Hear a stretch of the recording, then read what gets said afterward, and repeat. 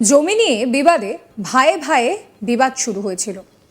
তার জেরে গুলি করে ছোট ভাইকে শেষ করে ফেলার অভিযোগ উঠেছিল দাদার বিরুদ্ধে। যদিও দাদার পরিবারের দাবি পারিবারিক ঝামেলার সুযোগ নিয়ে অন্য এক ব্যক্তি ছোট ভাইকে শেষ করে দেয়। সেই ঘটনায় পুলিশ গ্রেফতার করার পর জেল হয়। এরপর কেটে গিয়েছে ৩৬টা বছর। কলকাতা হাইকোর্টে আবেদন করলেও জামিন হয়নি তার। অবশেষে সুপ্রিম কোর্টের নির্দেশে অন্তর্বর্তী জামিন পেলেন ১০৪ বছরের ওই বৃদ্ধ। আর বাড়ি ফেরার আনন্দে মাতল মণ্ডল পরিবার। জানা গিয়েছে ওই বৃদ্ধের নাম রসিকচন্দ্র মণ্ডল। বাড়ি মালদহের মানিকচক ব্লকের দক্ষিণ চণ্ডীপুর পঞ্চায়েতের পশ্চিম নারায়ণপুর গ্রামে। পরিবারের তার ৩ ছেলে ও স্ত্রী রয়েছে। ইতিমধ্যেই বড় ছেলের মৃত্যু হয়েছে। ১৯২০ সালে মানিকচক ব্লকের দক্ষিণ চণ্ডীপুর পঞ্চায়েতে পশ্চিম নারায়ণপুর গ্রামে জন্ম রসিকবাবুর। বেশ কয়েক বিঘে জমির মালিক ছিলেন তিনি। গঙ্গার পলি মেশা উর্বর ওই জমি ছিল বহু ফসলি। পৈতৃক সেই জমি নিয়ে তার সঙ্গে বিবাদ বাঁধে ছোট ভাই সুরেশ মণ্ডলের। ২ ভাইয়ের পাশাপাশি বাড়ি। ১৯৮৮ সালের একদিন নিজের বাড়িতে গুলিবিদ্ধ হয়ে শেষ হয়ে যান সুরেশবাবু। সেই ঘটনায় সুরেশবাবুর স্ত্রী আরতি মণ্ডল, ভাসুর রসিক সহ মোট ১৮ জনের বিরুদ্ধে মানিকচক থানায় লিখিত অভিযোগ দায়ের করেন। পুলিশ অভিযুক্তদের গ্রেফতার করে। সবার বিরুদ্ধে ভারতীয় দণ্ডবিধির ৩০২ ও ৩৪ ধারায় মামলা রুজু হয়। শুরু হয় বিচার প্রক্রিয়া। ১৯৯৪ সালে রসিকচন্দ্র মণ্ডল ও জিতেন তাঁতি নামে দুজনের যাবজ্জীবন কারাবাসের সাজা ঘোষণা করা হয়। তখন রসিকবাবুর বয়স ছিল ৬৮। তারপর থেকে তারা দুজন জেলে ছিলেন। বছর ৩ আগে পেরোলে ছাড়া পেয়ে বাড়ি ফিরে নদীতে ডুবে মারা যান জিতেন তাঁতি। প্যারোলে ছাড়া পেয়ে বেশ কয়েক বছর বাড়িতেও ছিলেন রসিকবাবু। প্যারোলের মেয়াদ শেষ হয়ে যাওয়ার পর পুলিশ তাকে ফের সংশোধনাগারে পাঠায়। এই দীর্ঘ সময়কালে তাকে মূলত মালদহ জেলা সংশোধনাগারে রাখা হয়েছিল। ২০১৮ সালে রসিকবাবু নিম্ন আদালতের রায়কে চ্যালেঞ্জ করে কলকাতা হাইকোর্টে আবেদন জানান, কিন্তু তার আবেদন হাইকোর্ট খারিজ করে দেয়।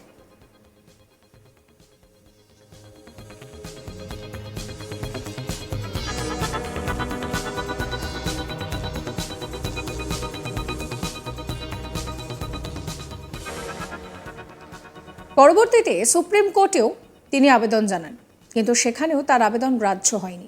২০২০ সালে ৯৯ বছর বয়সী রসিকবাবু তার বয়স এবং বয়সজনিত অসুস্থতার কারণ দেখিয়ে শীর্ষ আদালতে মুক্তির আবেদন জানান। সেই আবেদনের ভিত্তিতে ২০২১ সালের মে মাসে সুপ্রিম কোর্ট এই মামলার স্ট্যাটাস রিপোর্ট চেয়ে পশ্চিমবঙ্গ সরকারকে একটি নোটিশ জারি করে। অবশেষে গত শুক্রবার সুপ্রিম কোর্টের প্রধান বিচারপতি সঞ্জীব খান্না ও বিচারপতি সঞ্জয় কুমারের ডিভিশন বেঞ্চে রসিকবাবুর আবেদনের শুনানি হয়। রসিকচন্দ্র মণ্ডল ও রাজ্য সরকারের কৌশলীদের সওয়াল জবাবের পর ডিভিশন বেঞ্চ ১০৪ বছর বয়সী রসিকবাবুকে অন্তর্বর্তী জামিনে মুক্তির নির্দেশ দেন। তবে ছোট ছেলে উত্তম মণ্ডল বলেন যে তার বয়স ১০৩ বছর, আর কয়েকদিন বাদে ১০৪ বছরে পা দেবেন। বাবার জামিনের জন্য আমরা অনেক দিন কলকাতা হাইকোর্টে আবেদন করেছি, কিন্তু জামিন হয়নি। আইন যাই বলুক, আমার বাবার বয়সী কাউকে অপরাধ করলে জেলে রাখা যায় না। কি বলছেন তিনি, শোনাবো। কি মারার কাছে কি ঘটনা ছিল ওটা? ভাই ভাই ঝগড়া, জমি জায়গা নিয়ে মারপিট। জমিতেই মার্ডার হয়েছিল না, বাড়িতে মেরে চলে গেছে। বাড়িতে অন্য কেউ মেরে বাবাকে ফাঁসি দিল। মিথ্যা মামলা? মিথ্যা মামলা জড়িত, আচ্ছা আচ্ছা। মিথ্যা মামলা জড়িত, নাম আছে, যেতেই হবে। তারপর কতদিন জেলে ছিল? মোটামুটি আগে ছিল এখন বর্তমান ৬ বছর হলো। তারপরে মাঝখানে ১২ বছর এখানে বাড়িতে ছিল? হ্যাঁ, বাড়িতে ছিল।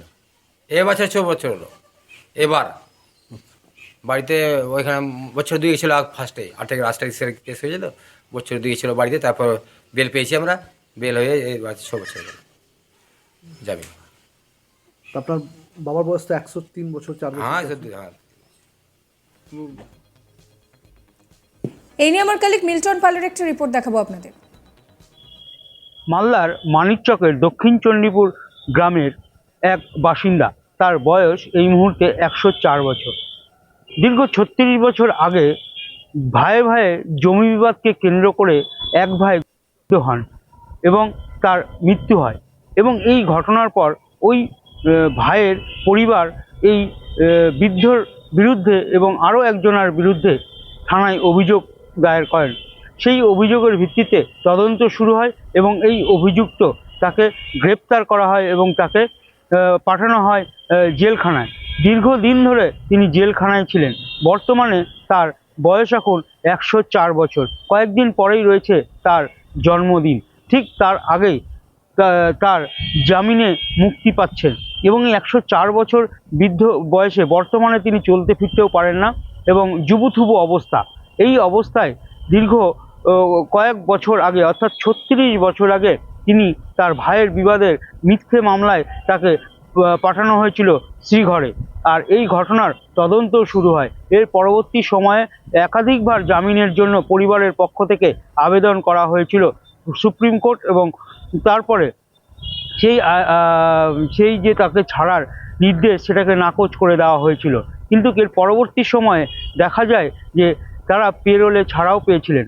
এক অভিযুক্ত তাদের মধ্যে নদীতে স্নান করতে গিয়ে তার মৃত্যু হয়েছিল এবং বেঁচে রয়েছেন এই মুহূর্তে এই আর এক বৃদ্ধ, যার ফলে এই বৃদ্ধ এতদিন পেরোলে থাকলেও তারপরে তার বিরুদ্ধে ওয়ারেন্ট বেরোয় হঠাৎ করে এবং তাকে আবার জেলে নিয়ে যাওয়া হয় এবং এরপরে তিনি এই 36 বছর ধরে তিনি জেলখানায় ছিলেন।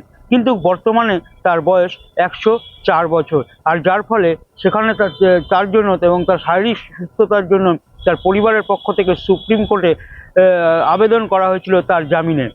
এর পরবর্তী সময়ে সুপ্রিম কোর্টের পক্ষ থেকে তাকে জামিন দেওয়া হয়। আর এই মুহূর্তে তিনি মালদার সংশোধনাগার থেকে তার বাড়িতে জামিনে মুক্তি পেয়ে বাড়ি যাবেন। স্বাভাবিকভাবে এই ঘটনায় একদিকে যেরকম খুশির হাওয়া রয়েছে এই পরিবারে, অন্যদিকে পরিবারের পক্ষ থেকে জানাচ্ছেন যে তার স্ত্রী রয়েছেন, তার স্ত্রী এতদিন তার ছেলের সঙ্গে ছিলেন, তার 4 ছেলে রয়েছে, তার মধ্যে এক ছেলের মৃত্যুও হয়েছে, বর্তমানে 3 ছেলে রয়েছে, 2 ছেলে ভিন রাজ্যে কাজ করে, এক ছেলে বাড়িতেই রয়েছে এবং এই ছেলের কাছেই তিনি মূলত সংসার যাপন করছিলেন। অর্থাৎ খাওয়া দাওয়া থেকে শুরু করে তার শারীরিক সুস্থতা সেটাও তিনি দেখাশোনা করছিল তার এই ছেলে। কিন্তু বর্তমানে তার বয়স অর্থাৎ তার স্ত্রীর বয়সও এখন অনেক হয়ে গিয়েছে, তিনিও কানে শুনতে পান না।